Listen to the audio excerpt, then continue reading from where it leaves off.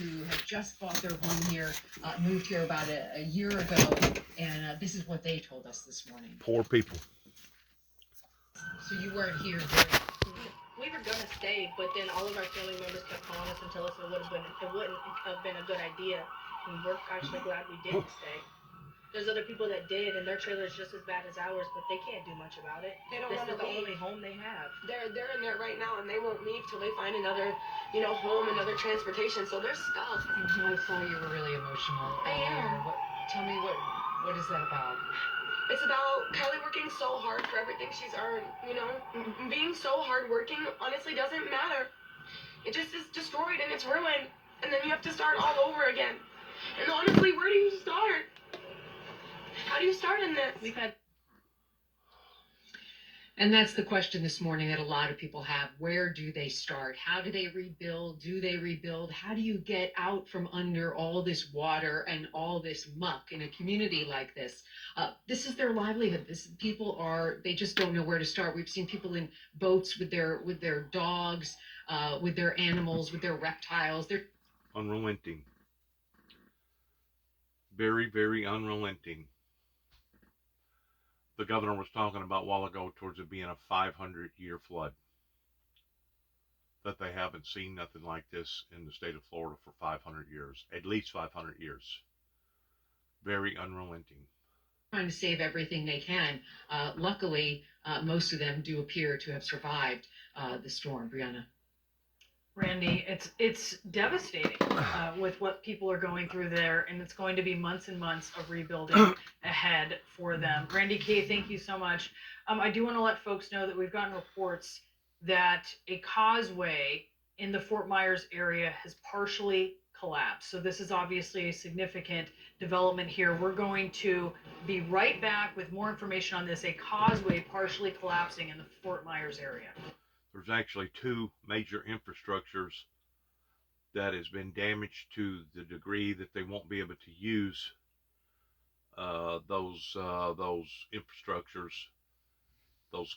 They call it a causeway, a bridge, whatever. They won't be able to use it until there is an extensive major repair.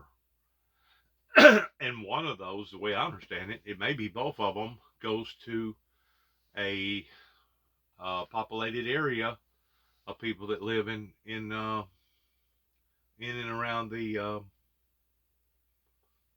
Outer Banks. We're going to go forward here. I'm going to pick back up.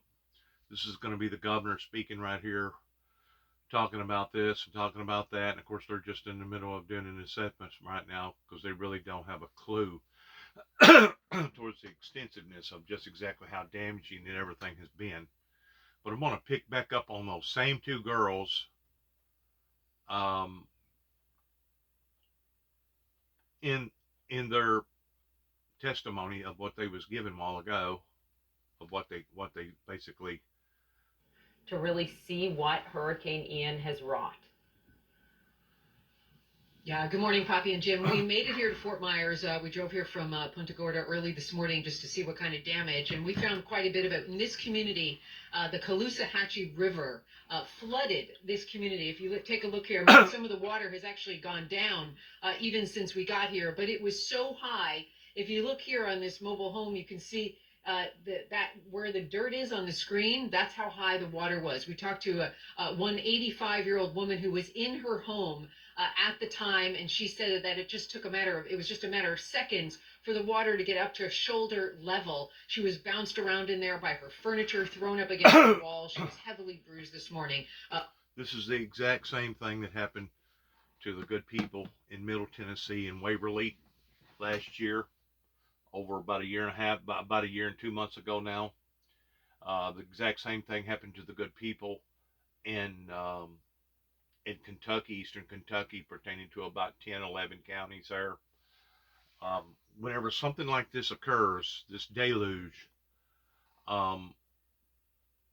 like a lot of them thought, their initial forecast was for it to hit Tampa.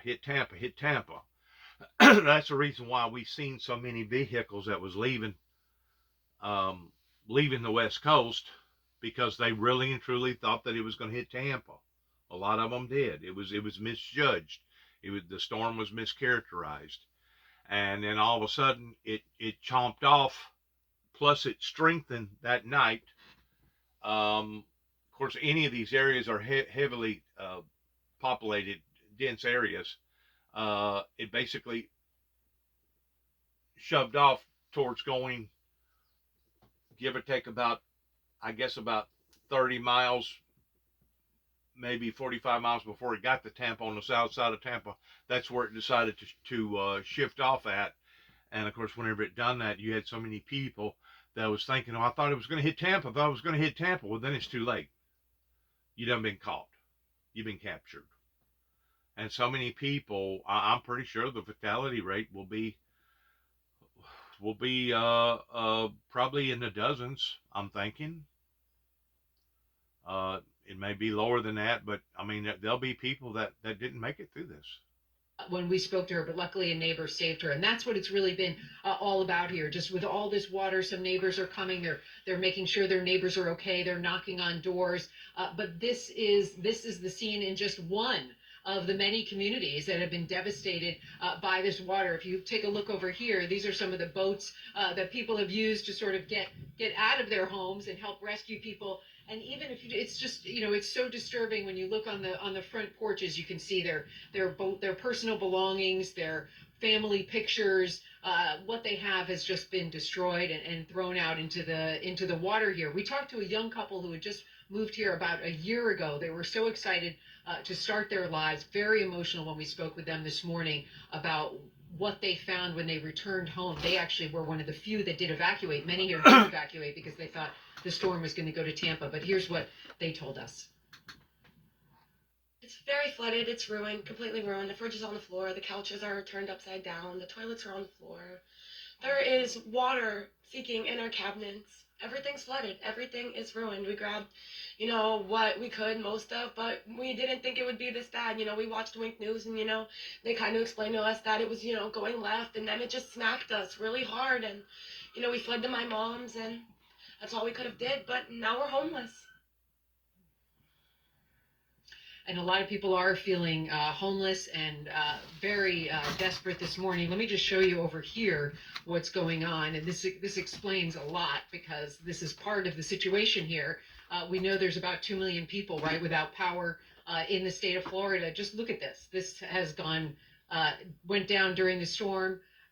You can see it's all just broken in pieces. And so none of these communities have power. And they don't have a lot of hope. They haven't seen any rescue people coming, the search and rescue teams. They haven't seen them. There were some Cajun Navy members who always rally for a storm and try and help others. So we did see them here this morning. But it's been quite an emotional morning for a lot of these folks. Either they're returning home or they can't believe what they lived through overnight with that storm. It was a lot of wind, they said, but it was really the surge from that river, the Caloosahatchee River, that destroyed their homes here. Poppy, Jim? The number of people without power in Florida is just remarkable. 22% of customers, I believe those numbers have been since updated. Have you seen there any signs of teams out to begin to restore power? We haven't, and we made the drive, about a half an hour drive early this morning before light, but we haven't seen any power trucks around at all, Jim.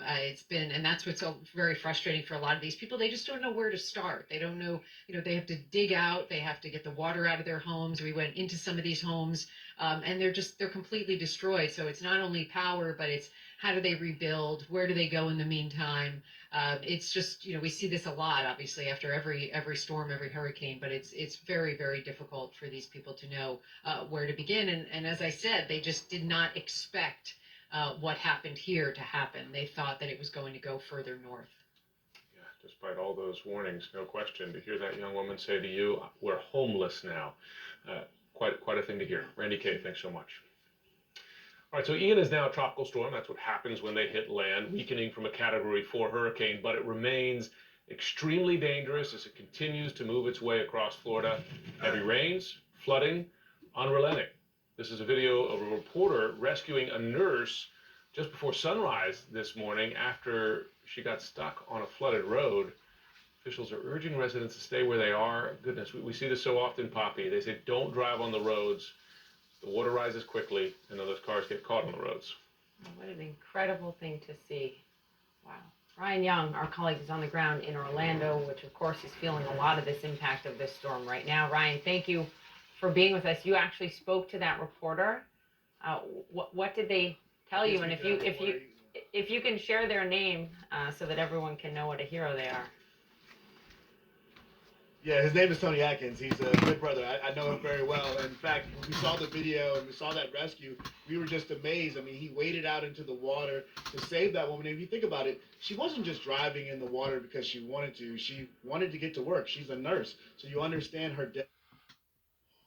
What did the commentator say a while ago? Unrelenting or relentless?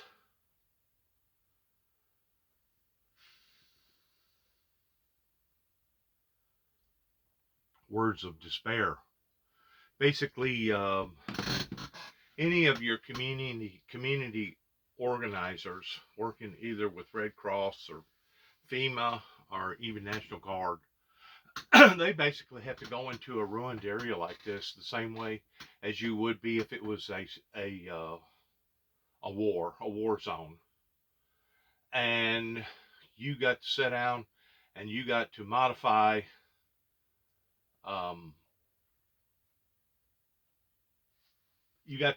some sort of a plan to where you can pull together your resources and basically do the best that you can towards getting the best bang for the buck. I'm going to use that type of terminology whenever you're in a process towards an emergency rescue mission like this. And it can be extraordinarily intense depending upon what actually occurred. From flooding to fires. I mean, whenever 1,000 structures burnt out towards Boulder, Colorado, a day before Christmas last year, you got to take community organizers and put them together and say, you know what? This is what we're going to have to do. We're going to have to open up this school, this facility. We're going to have to open up this warehouse. We're going to have to do this. We're going to have to put out cots. We're going to have to bring in water and toilets and all the above. I mean, you got to deal with the people. And it can be relentless. It really can. And to think that we are living in these last days, just as the Lord Jesus tried to give out warnings or advisories towards, and to think that so many people still to this day are not taking these things on the level that they should be taking them, it's mind-blowing to think that anybody in that area, regardless whether it was in the direct area of Tampa, let's say 30-mile area, 30, 45-mile area, or somebody that was 35, 40 miles below Tampa or above Tampa. All of those people should have been really and truly on top of their game towards listening and watching to the weather. Especially whenever it took that dive, that change, and it increased in speed up to a category 4, and the barometric pressure dropped. And they should have knew then that this thing is going to be carrying a punch. I just don't think that even the governor, even assistance services that have lived through various disasters like this, I just don't think that they thought that it was going to be this substantial. And the reason why, basically, is because of the upper atmosphere becoming so hot, the water down below becoming so hot. You basically have a recipe of a scenario towards now the moisture in the atmosphere goes higher. That causes it to hold more moisture.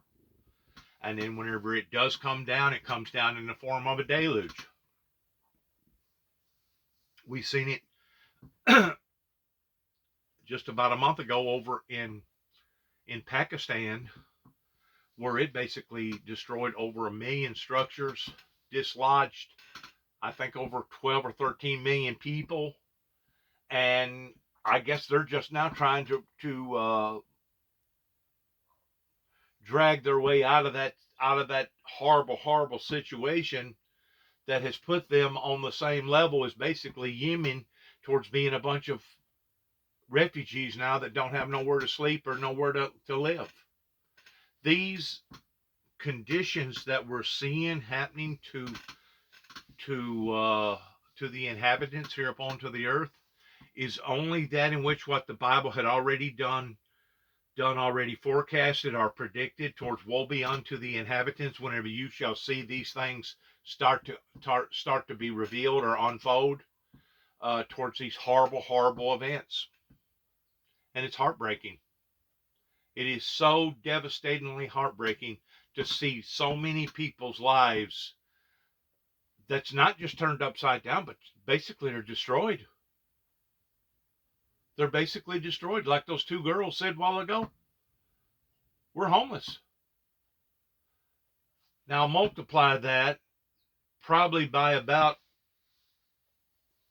I'm going to estimate probably at least 2,000, maybe even in the upper range of 5,000. I don't know how much more damage it is going to do to other areas over towards Orlando or Daytona. I don't know how they're going to favor, and we still don't know yet how much damage that it's going to do to the Carolinas, are hitting up there in the Georgia area, somewhere around Hilton Head, in which in 2007, in the fall of 2007, or somewhere around 2007, it may have been 2008 or 2009, Hilton Head actually got hit by a hurricane that crippled them. And you know, any of these coastal lining areas, and I realize, man, do they ever love the view? Do they ever love the environment, the seagulls, the salty air, the feel of the breezes coming in, and listening to the ocean as it basically is breathing. It comes in, it goes out. It comes in, it goes out. It comes in, it goes out. The tides. And of course, there's an old saying, an old sailor saying that usually what the tide drags out, it brings back in. But it's as if you have a harmonious planet that's breathing. Anytime you're around the outer edges of the inland areas, and you're next to the ocean, as the breezes is blowing, the seagulls is chirping, and the salt in the air and the sand between your toes, it's almost as if you're listening to the world breathing. And I don't know if anybody has ever described the sound of the tide coming in and coming out. I don't know if anybody's ever described it that way, but to me, that's the way that's the picture that God has given me to represent in the way that the ocean comes in and comes out. It's almost as if it's breathing, just like our lungs. Our lungs breathe in, our lungs breathe out, our lungs breathe in, our lungs breathe out.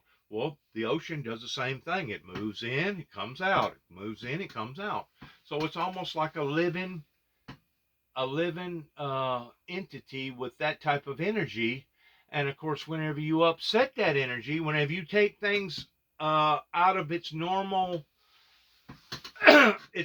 balances, to the point that now you don't have these storms once every 1,000 years or once every 500 years, but now they've narrowed it down to where it's going to hit every 100 years, or every 50 years, or every 20 years, or every 10 years, and every 5 years. And now they've narrowed it down to the point that we just about have some sort of catastrophic on these type of levels every year. And if it's not hitting in one area, it's hitting in another, and they're just building and building and building. And like I said a while ago, the atmosphere has become supercharged. And whenever the atmosphere becomes supercharged, that means all the evaporation goes higher into the atmosphere. So because of that, it holds more moisture.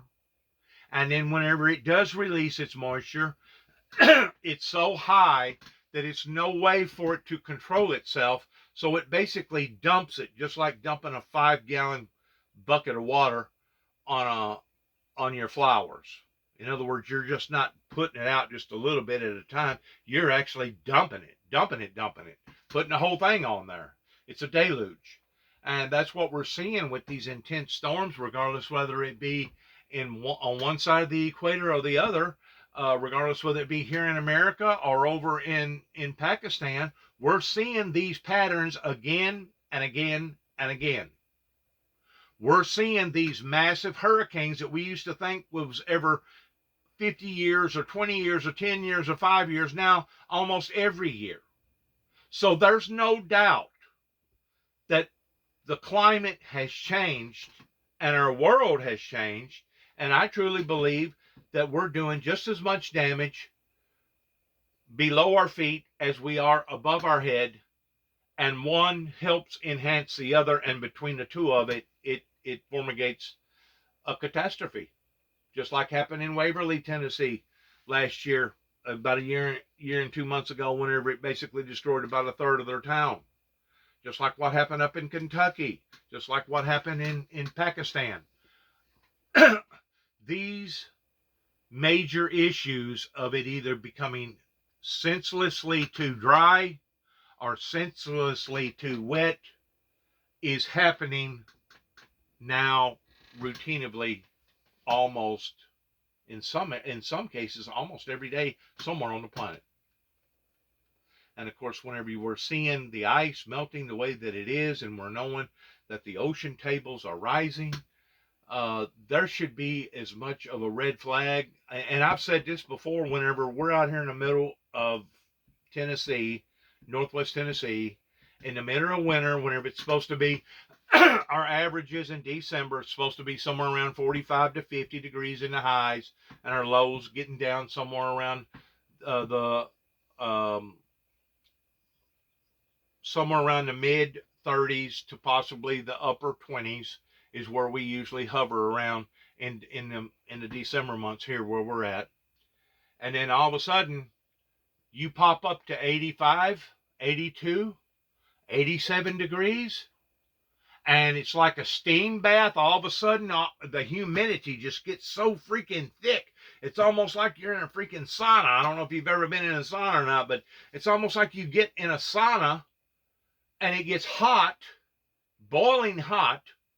And I tend to wonder that those heat domes that the environmentalist and the meteorologist keeps talking about, especially in a dead winter, whenever we're basically further away from the sun and the earth is tilted away from the sun, how can you explain that those events in the winter are being caused by the sun and by the depletion of the greenhouse?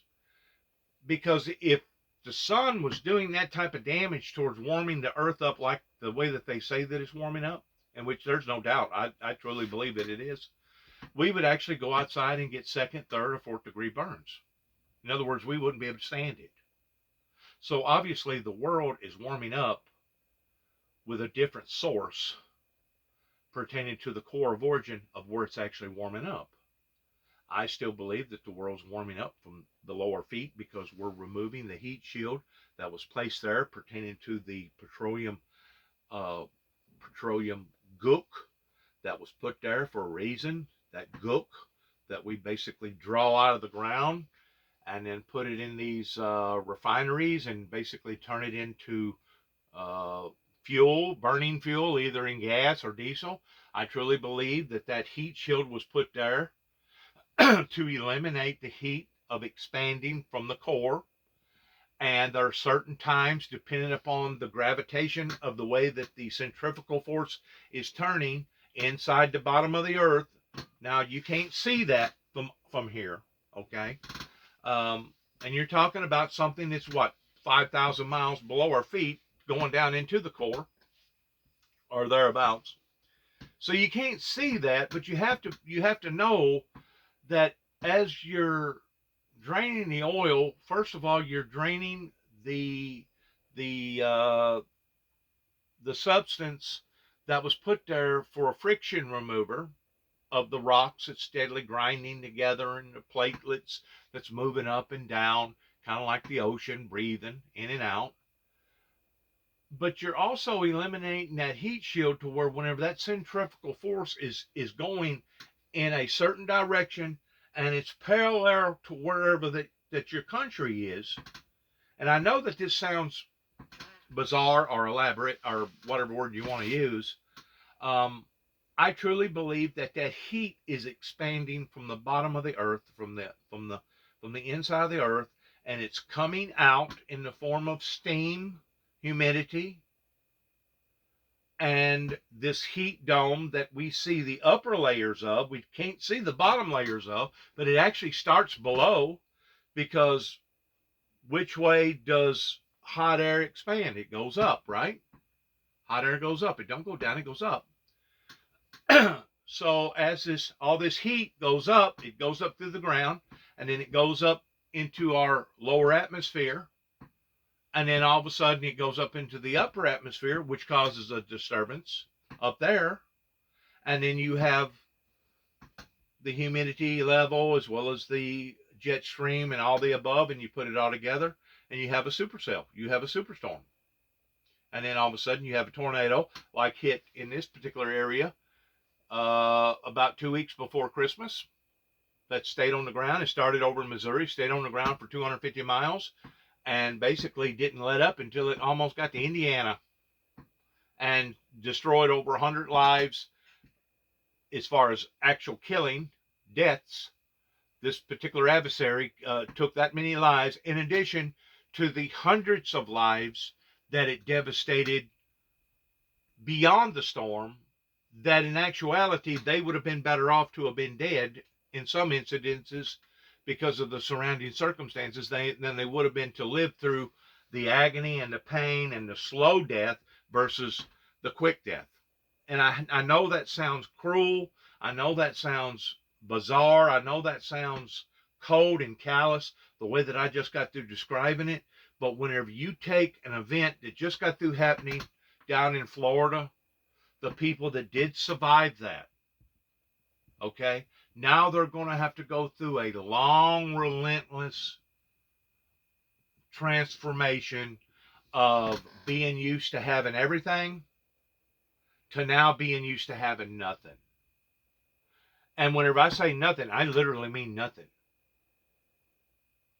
And you're talking about people that was spoiled to our way of life, pretending to have an air conditioning in the summer, heat during the winter, plenty of food, plenty of this, plenty of that. Now all of a sudden you're going to jerk all that out from underneath them.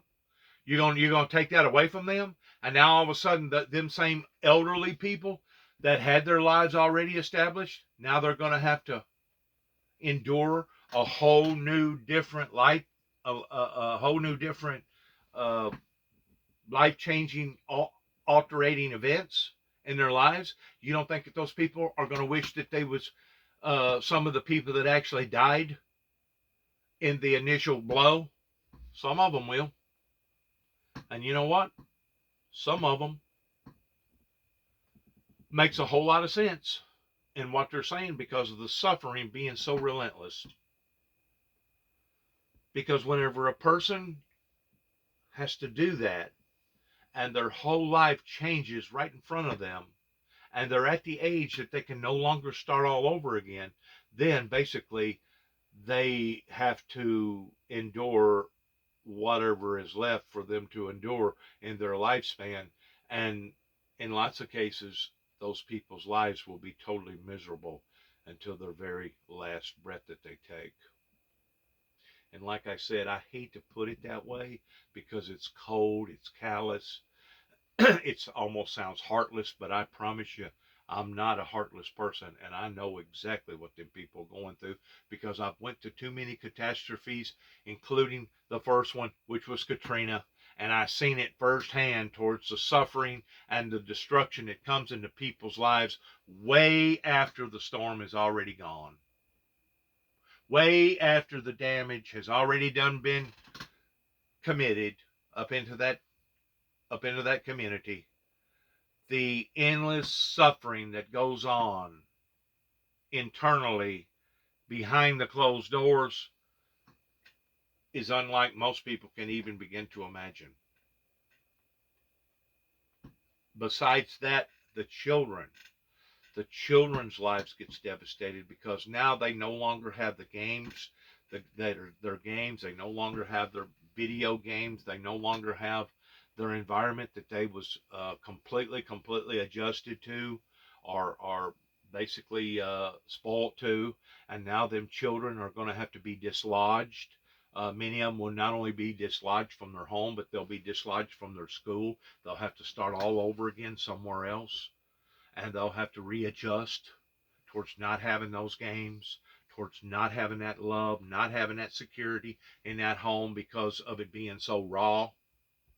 And because of it, the children lash out because they just can't understand what's happened and why it's happened. And basically, we have no one to blame but ourselves pertaining to the Homo sapiens that did not pay close enough attention to the things that people like Al Gore was trying to tell people about pertaining to our atmosphere changing. Our planet was changing right in front of our very eyes. And of course, whenever you have the climate deniers, that was motivated by the big oil, petroleum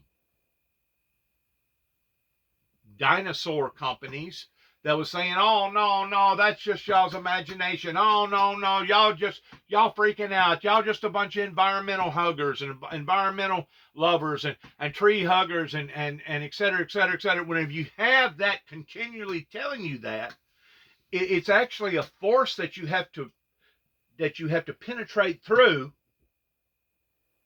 before you can actually start having any type of influences towards saying, you know what?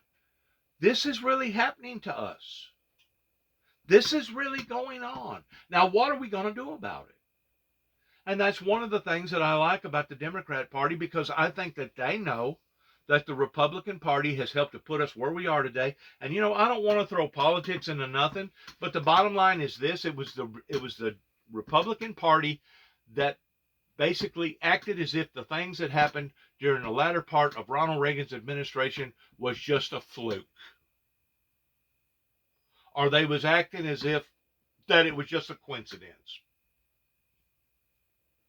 And they couldn't have been no further wronger. And now those consequences are coming home to all of us. And it is so immensely, so intensely sad to think that all this could have been prevented. And right now we could all be living in some sort of harmony pertaining to peace and utopia and all these non-existent wars and all these non-existent natural catastrophes that we've been bombarded with now. All this stuff could have been avoided.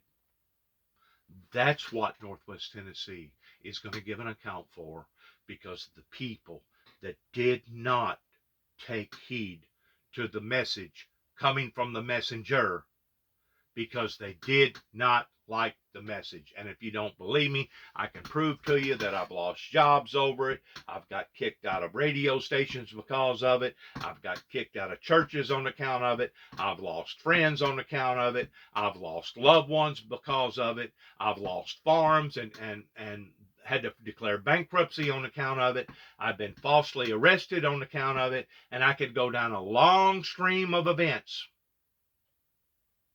towards being dehumanized by the Homo sapiens here in the Western world because of what didn't happen that should have happened in the late 80s. That puts us today where we are. That puts us today where those people are. That puts us today where the people a year and 2 months ago in Waverly, Tennessee are. That puts us where we are pertaining to the people in Pakistan, or the people in Western Kentucky, or the fires out in Boulder, Colorado, or all the fires out west pertaining to California and the Oregon fires. That's where it puts us. And I continue to tell people that, and I continue to get a non um,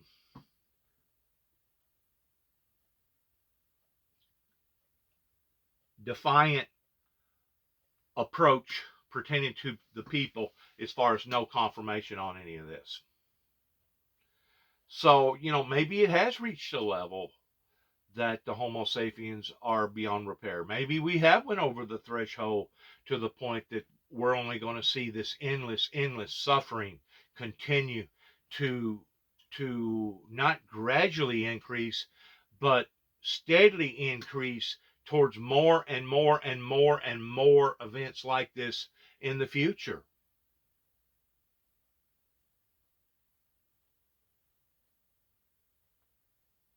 I want to thank you for your time. I know it sounds disheartening in some of the message that I put out. I've used this just as of yesterday towards being the bad news barrier. And I realize a lot of people probably think, well, this guy right here, he's just full of negativity. He's just full of negativity. No, don't stop, back up for a second.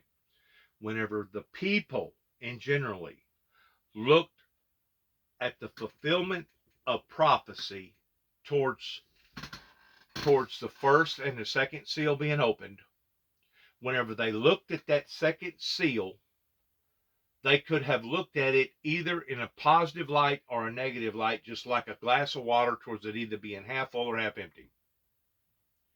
Because you cannot take peace from something if peace does not exist to take. And I don't care who you are and where you are, unless you're retarded, unless you have some sort of brain injury, most people will tell you that the word peace represents something good. I realize that particular scripture is an oxymoron. It's bitter and sweet at the same time, towards being able to take peace from the earth and that they shall kill one another. That in and of itself is a complexity of differences to where one is going in one direction and the other one is going in the other direction. Well, how was this message accepted here in the Western world? It was received or interpreted in a negative perspective towards the killings, and no one wanted to embark upon the fact of being able to take the peace from the earth, that there had to be peace to take. So it wasn't the messenger pertaining to myself that didn't do what he was supposed to have done, because I'd done what I was supposed to have done towards getting the message out there pertaining to the first seal being opened. It was how that the general public responded to that message by taking it negatively versus taking it positively. And it was those that now are basically soon to walk off into their eternity, that's now 70, 75, some of them almost 80, that denied this message towards it either being true or they took the message in a negative light. They interpreted the message in the form of the glass being half full versus the glass being half. They interpreted in the direction towards the glass being half empty versus the glass being half full.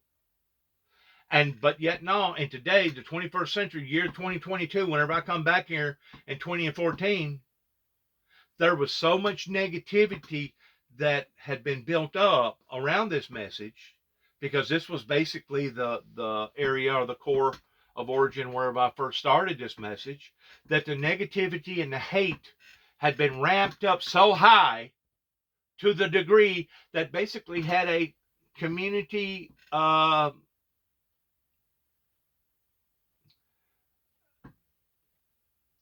movement in wanting me either dead or run completely out of the community. And the whole time, it was them that didn't receive the message properly. It was them that wanted to put the negativity to it. It was them that didn't want to support the messenger. They wanted to make it hard on the messenger. They wanted to destroy the messenger. They wanted the messenger to go away. Because they didn't like the message. Well, you know what? I didn't write the book of Revelations. I didn't design the book of Revelations. I didn't mastermind the book of Revelations. God did. God, working through his prophets, gave them a vision towards the things to expect in the last days. Now, those people are dead. We can't touch John the Revelator. We can't touch any of the apostles that's already come and gone. We can't touch the Messiah in the physical form that's already come and gone. We can't touch Methuselah or Noah or Moses or any of the other prophets of God. But we can touch this one that's living and well. We can go after him. We can go after his family. And we can make his life miserable. And that's exactly what they done. And of course, what does the scripture say? To verify that, it says, for if they've done this to me, Jesus said, they'll also do it to you. That if they've done this to me, they'll do it to you. And according to the scriptures, Christ said, let it be known in their law, for they hated me without a cause. I hadn't done nothing to these people other than to put out my message. But yet, no, they hated me. They hated me, including the law enforcement agencies around here, beginning with the judges, the principalities, the mayors, even the governor that put a band out on me. That they hated me for no reason, for no cause. Why? Because I was doing my job. It was a responsibility that had been placed upon my shoulders about telling people about this evil demonic being that had finally become powerful enough that he basically done a copycat, duplicate copycat, to the point that he actually engineered, created. And no, I'm not talking about Dr. Jekyll and Mr. Hyde here, pertaining to some sort of a mad scientist. We're talking about a supernatural being that got kicked out of heaven, that has now become either smart enough or powerful enough that he has entered into a woman's internal bodily parts, and she has had a child, and this child has come out to be Lucifer in the flesh. And no, we're not talking about Damien. We're not talking about The Exorcist. We're not talking about any type of artificial Hollywood manuscript that's been put in people's minds and in people's hearts to imagine. We're talking about the real deal. And now, because the message was not received properly, now the people have brought this upon to themselves, pertaining to the environment, the wickedness of the sin, because I guarantee you, in all of those counties in Florida, because I've already been in and out of there probably about a dozen times, and I know what I'm talking about. I can't really verify so much on the west side, but the east side, in a lot of those communities, fortune tellers, Ouija board, tarot card readers, and anything to deal with paranormal Satanism or Satan, worshiping Satan, or anything to do with occultism is rampant in Florida. Rampant. Now, you want to beat your chest and you want to tell yourselves that you are the supreme being and you want to worship this evil entity. Well, your evil entity just come down on top of your head. And your evil entity just caused the destruction in thousands of people's lives, just as the Bible talks about that Satan is out to kill, steal, and destroy. Now, you can continue to bow down to this evil entity and play games with the Heavenly Father in playing with your tarot cards and playing with your Ouija boards or doing whatever. But I'm telling you right now, whenever God gets enough of it and he releases his protected hand off of you, then basically you are getting just exactly what you call for, what you deserve. And the Heavenly Father does not have to protect a group of people that is now so out of balance to the point that there's more evil in the world than there is good. And I continue to keep saying that as the people become more and more out of proportion, so does our weather. The more erratical that the people become down here on the planet, the more radical that our weather changes. And if you can't see that and understand that, then obviously you need to turn this particular YouTube platform off and do whatever you want to do, because obviously you're beyond reach and I can't help you, and there's no need for me to sit here and talk to you or you to listen to this program any longer, because obviously you are lost, you are deceived, and you basically went over the threshold to the point that you have become a barbarian, or you have become asphyxiated with your heart and your mind to the point that you have become a reprobate, and I can't do nothing for you anyways. I can't do nothing for you. I can't convince you. I can't persuade you. So the best thing for you to do, those that does get a hold of this particular recording that I'm putting out today because of this massive Category 4 that's almost was a Category 5 hurricane. It just liked a little bit being a Category 5. But, you know, if you can't get it by now, because of, give or take, I think about 2,000 videos that I put out now in the past 5 years, if you can't get it by now, after all the work that I put into this, and by me basically preaching the same thing in almost every message, if you can't get it by now, odds are you're not going to get it, and you're doomed. You're doomed physically, you're doomed emotionally, you're doomed spiritually, and you just as well live out your life the way that you want to live it, towards being cold and disheartened, because in actuality, the Bible says that he'd rather you be that way than he would be for you to be lukewarm, because if you're lukewarm, that means that you're out here not only being blinded, but you're teaching people to become just as blinded as what you are. Fulfilling the scriptures that Jesus said that if the blind lead the blind, they both shall lead off into the ditch. That's where we are right now as a society. We're in the ditch. Bad luck does not continually happen to a planet again and again and again and again and 1,000 times again on the level that we're seeing it, unless something entirely bad has occurred. And that's what's happened. It has occurred. And it began right here in Northwest Tennessee. This was where the core of origin was. And the certain people over in Kenton, Tennessee, in Obion County, certain people in Weakley County, right here in Northwest Tennessee, will give an account for the damages that they have done, or the damages that they allowed to be done.